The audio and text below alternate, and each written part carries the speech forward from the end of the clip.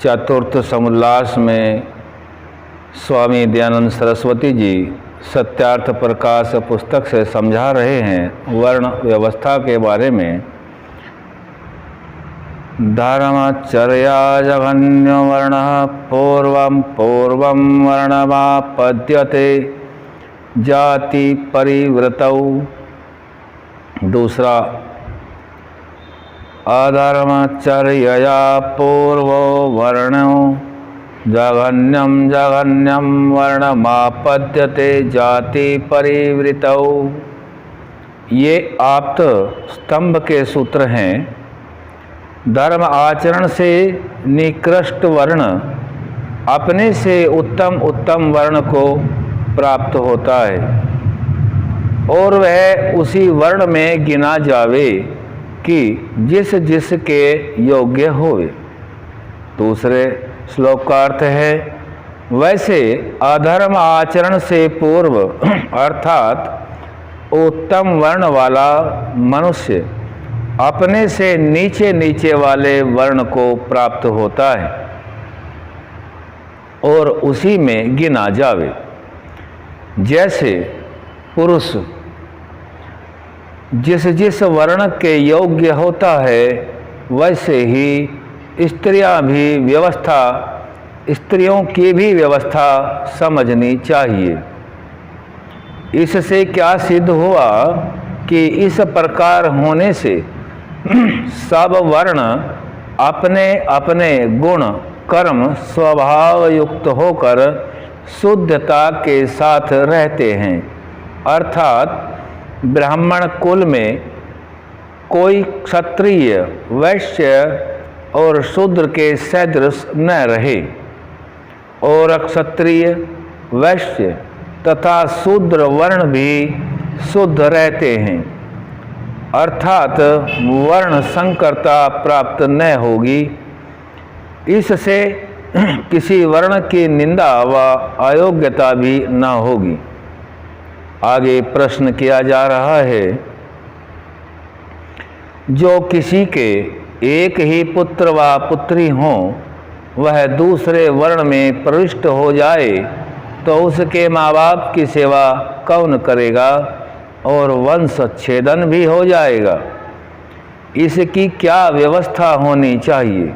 उत्तर है, न किसी की सेवा का भंग और न वंश छेदन होगा, क्योंकि उनका अपने लड़के लड़कियों के बदले स्ववर्ण के योग्य दूसरे संतान विद्या सभा और राज्य सभा की व्यवस्था से मिलेंगे।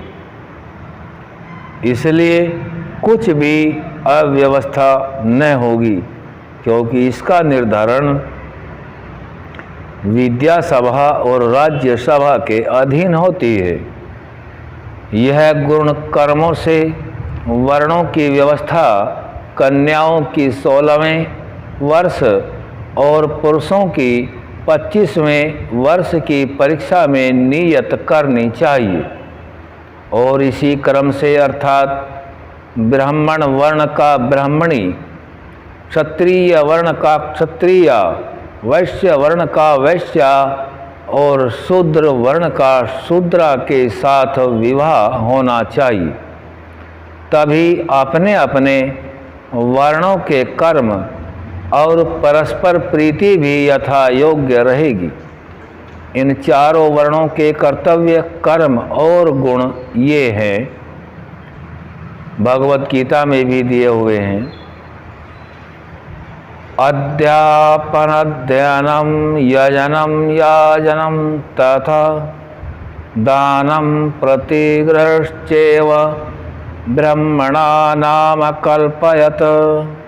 दूसरा श्लोक है, शमो दमस्तपः शौचम शांतिरार्जवमेव च ज्ञानम विज्ञानमास्तिक्यम ब्रह्म कर्म स्वभावजम। ब्राह्मण के कर्म बता रहे हैं। ब्राह्मण के पढ़ना, यज्ञ करना कराना, दान देना और लेना, ये 6 कर्म हैं, परंतु प्रतिग्रह प्रत्यवरह मनु अर्थात प्रतिग्रह लेना नीच कर्म है। समः मन से बुरे काम की इच्छा भी न करनी और उसको अधर्म में कभी प्रवृत्त न होने देना। दम श्रोत्र और चक्षु आदि इंद्रियों को अन्याय आचरण से रोककर धर्म में चलाना। तपः सदा ब्रह्मचारी जितेंद्रिय होके धर्मानुष्ठान करना। शौच, शौच का उदाहरण दे रहे हैं। अद्भिर्गात्राणि शुद्ध्यन्ति मनः सत्येन शुद्ध्यति विद्या तपोभ्याम भूत आत्मा बुद्धिर्ज्ञानेन शुद्ध्यति। मनुस्मृति का श्लोक है। इससे समझा रहे हैं शौच किसे कहते हैं। जल से बाहर के अंग, सत्य आचरण से मन, विद्या और धर्म अनुष्ठान से जीवात्मा और ज्ञान से बुद्धि पवित्र होती है।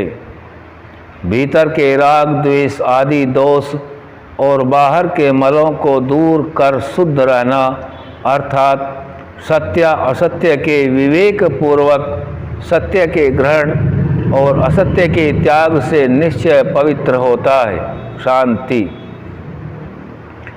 अर्थात निंदा स्तुति, सुख दुख, शीतोष्ण, शोधा तृषा, हानि लाभ, मानापमान आदि हर्ष शोक छोड़ के धर्म में दृढ़ निश्चय रहना।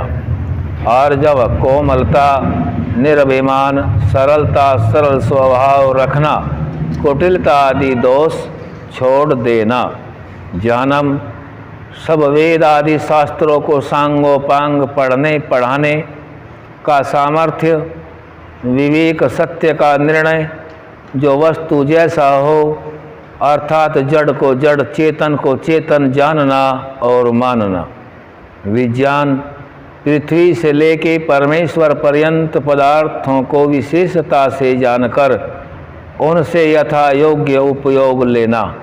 आस्तिक्य कभी वेद ईश्वर,